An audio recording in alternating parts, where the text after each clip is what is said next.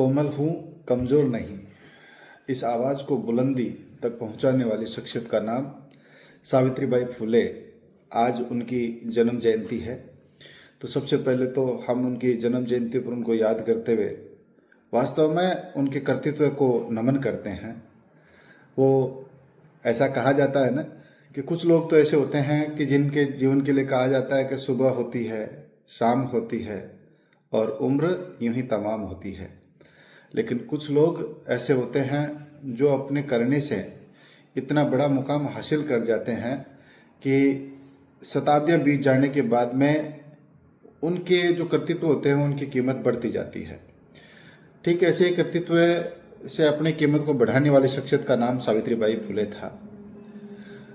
अब आदमी की पहचान जो होती है उनके कर्तृत्व से होती है, उनके अच्छे नेक नियत के कार्यों से होती है। तो ठीक इसी प्रकार का काम करने वाली सावित्रीबाई फुले जी थे, जिन्होंने अपने जीवन काल में वो लकीर का फकीर नहीं बन करके वहाँ से, जिनके लिए कहा जाता है ना कि लकीर वहीं से शुरू होगी जहाँ से वो खड़े हो जाएंगे, ऐसी ऐसी करनी करने वाले थी। और आखिर उनको याद क्यों किया जाता है, उसके लिए मुझे उनके 3-4 जो उनके जो महान कार्य थे, हालांकि उनके जो महान कार्य थे उनकी अपन बात करेंगे। और उनमें सबसे बड़ा जो उनका काम था वो बालिका शिक्षा को लेकर के था। अब याद कीजिए और जरा विचार कीजिए कि 1848 का वो टाइम, जिसमें बालिका शिक्षा तो दूर, शिक्षा लेना ही अपने आप में बड़ी बात हुआ करती थी। एक हमारे बहुत ब्रह्मर्षि थे ईश्वर चंद्र विद्यासागर, जिन्होंने पहली बार प्रयास किया कि मैं गैर ब्राह्मण को पढ़ाने की कोशिश करूंगा, गैर ब्राह्मण को पढ़ाऊंगा। ऐसे समाज सुधारकों में सावित्रीबाई फुले जी थे, जिन्होंने सबसे पहले बालिका शिक्षा को समर्पित स्कूल का इनॉग्रेशन किया था, शुभारंभ किया था, जिसे देश की पहली महिला स्कूल के नाम से जाना जाता है। पुणे, जो महाराष्ट्र की सांस्कृतिक राजधानी है, वहाँ उन्होंने 1848 में शुरू कर दी थी। तो एक बहुत बड़ा काम उन्होंने किया। और केवल यही काम नहीं शुरू किया, इसके अलावा भी उन्होंने बहुत सारे समाज सुधार के काम किए, जिनमें दलित उद्धार के साथ में छुआछूत और ये जो अस्पृश्यता है उसका उन्होंने बड़ा विरोध किया। और उस समय की जो सबसे बड़ी कुप्रथा थी वो विधवाओं को लेकर के थी। तो उन्होंने 1854 में उन्होंने विधवा विश्राम गृह, विधवा आश्रय घर की स्थापना भी उन्होंने की थी। उनको मराठी की पहली महिला कवयित्री होने का गौरव प्राप्त है। और उनके इन सभी कर्तृत्व की वजह से, उनके सभी कार्यों की वजह से आज बालिका दिवस भी मनाया जाता है। तो ये उनके कार्य थे जिनकी वजह से सावित्रीबाई फुले को याद किया जाता है। इसीलिए तो किसी ने कहा कि करनी उत्तम जगत में और कथनित होती जगत में करनी उत्तम सार है। ऐसी ही ऐसा एक सार का नाम सावित्रीबाई फुले था।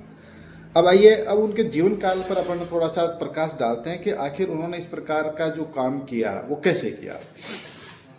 तो ये सब जानते हैं कि उस समय एक बड़ा चलन था कि बेटी की शादी जल्दी कर दी जाती थी। तो ऐसे ही 9-10 साल की उम्र में उनकी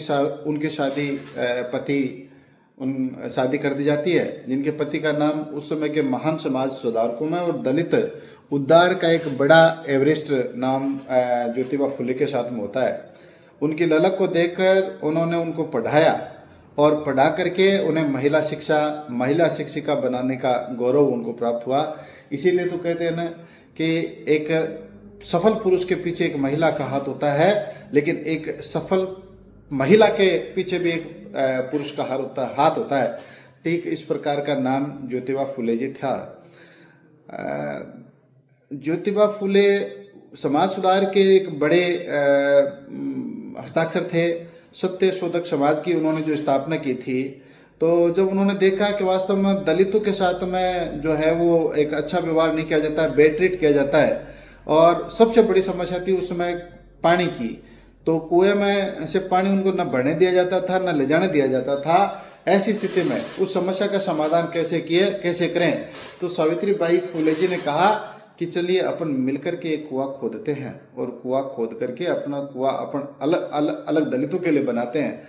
तो ऐसे लोग जो समस्या की तो बातें सभी करते हैं, लेकिन जो समाधान की बात करता है ना, उनका जीवन में नाम होता है। ऐसे ही समस्या के समाधान का नाम सावित्रीबाई फुले था। विधवाओं को उस समाज में जो है आज भी मुझे लगता है कि कहीं ना कहीं हीन दृष्टि से देखा जाता है। तो उस समय उन्होंने कहा कि विधवा पुनर्विवाह होना चाहिए, या विधवाओं को भी उसी स्केल में मापा जाना चाहिए जिस स्केल में पुरुषों को मापा जाता है, या फिर सुहागन स्त्रियों को समझा जाता है। लेकिन ये बातें कहने के लिए अच्छी होती है। वो कहते हैं ना कि भगत सिंह सबको चाहिए, लेकिन वो पड़ोसी के घर में, खुद के घर में नहीं। लेकिन सावित्रीबाई फुले जी ऐसे, उनका तो किरदार ही अलग था। 1819 में जब ज्योतिबा फुले जी का निधन हो जाता है, तो उसके बाद में विधवा होने के बाद में भी जब वो उनकी चिता को अग्नि देते हैं, तो निश्चित ही उस मिथक को तोड़ दिया जाता है कि वो केवल और केवल ये बातें ज्ञान के लिए देते थे। उन्होंने इस चीज़ को अपने जीवन में उतारा। अब ये सारी बातें अच्छी अच्छी है, लेकिन समाज इसको डाइजेस्ट करता है कि नहीं करता है। तो ये स्वाभाविक सी बात है, जब कोई अपने तरफ से समाज सुधार की बात करता है तो समाज कितना स्वीकार करता है, ये आज के ज़माने में आप देखें। 8वीं क्लास में एक सोशल साइंस में एक पार्ट आता है, जिसमें तत्कालीन समय में जब लड़कियों को स्कूल भेजने की बात होती है, तो चाहे हिंदू समाज हो चाहे अपने मुस्लिम समाज हो, दोनों को हे दृष्टि, दोनों में उन परिवारों को हे दृष्टि में देखा जाता है जिस परिवार के लोग बालिकाओं को स्कूल में भेजने की बात करते हैं। हिंदुओं के लिए तो ये कहा जाता है कि जिस बालिका को स्कूल में भेज दिया गया और जो बालिका पढ़ ली गई, यदि उसकी शादी कर दी जाएगी तो वो विधवा हो जाएगी। मुसलमानों में कहा जाता था कि जिस महिला को पढ़ा दिया, जिस बच्ची को पढ़ा दिया, वो उसकी संस्कृति को खराब कर देगी। तो ये इस प्रकार के मिथकों में बालिका शिक्षा की बात करना मुझे लगता है कि बड़ा जीवटता का काम था, और ये सावित्रीबाई फुले जी ने किया। आज भी जब इस प्रकार की बात करते हैं, मैं समाज सुधार की बात कर रहा था, तो आज के टाइम में भी जो समाज सुधार है, उनमें यदि आप सुधार करने की बात करो, आपको पता चल जाएगा। तो 1848 में देखिए, जिनका जीवन काल 1831 से लेकर के 1897 तक का होता है, और प्लेग की बीमारियों से जूझते मरीजों के बीच में जाकर के उनकी सेवा करते हुए जिनका जीवन काल का अंत हुआ, या जिनका जीवन पूरा हुआ, ऐसी समाज सुधार को वास्तव में पुनः नमन है। और आप ही के जीवन काल से समझा जा सकता है कि आपका जन्म कमाई से कोई फर्क नहीं पड़ता, लेकिन आपने जन्म के बाद में क्या किया, इससे बहुत फर्क पड़ता है। तो ये जो है वो मैटर मायना रखता है। सावित्रीबाई फुले जी का जन्मदिन था।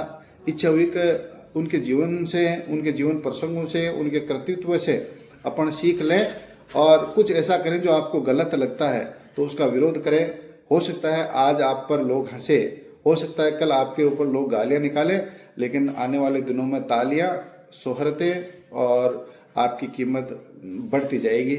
ऐसा उनके जीवन काल से सीखा जा सकता है, समझा जा सकता है। आज भी 175 साल के बाद में भी यदि ऐसी शख्सियत को याद किया जाता है तो उन्होंने अपने जीवन में बहुत त्याग जब किया होगा, तब जाके ऐसा लोग करते हैं।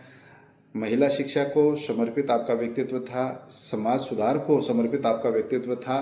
एक